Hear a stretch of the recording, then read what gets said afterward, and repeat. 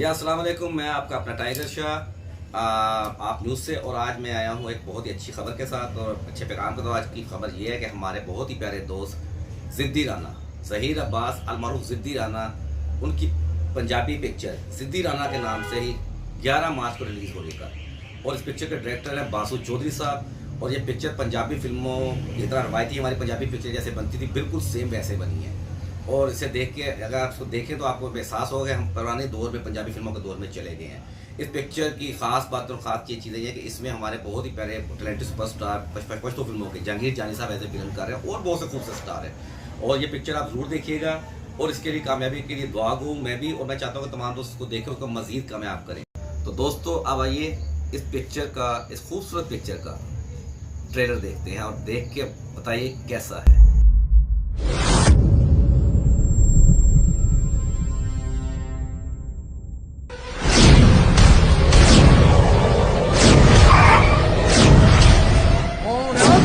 तेरे मथे दी त्यूरी सानू चंगी नहीं लगी।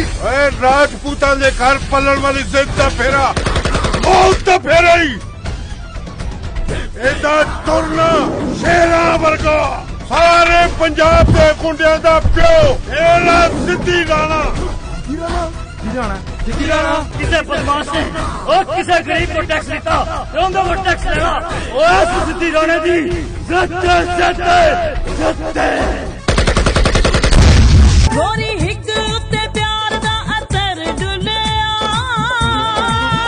दिल्ली हो गई ये चोली मेरा बीड़ा खुलिया, डोल गया कोई मल्ले ना मल्ले पर मैं मान गया उस सिद्धी राणे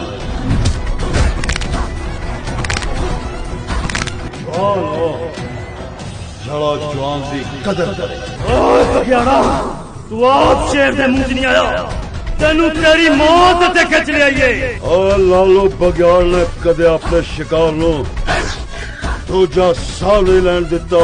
ओए बगियाड़ा सिद्धी राणा खलोता है। ओ जे मैं अपनी जेब से उड़ गया तेरी जेल दे कुत्ते कुत्ते आप मार के तेरी जेल दी सारी चक्की ओ सिद्धी राणे दा तेरा बना देंगा।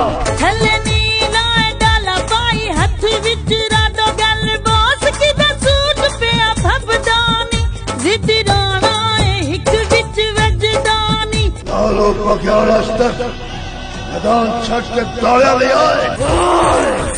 कान खोल के सुनो शरीको, जे मैं आज अपना एक शरीक न मार देता तो मैनू पंजाब का सिद्धी राणा किन्ने कहना है।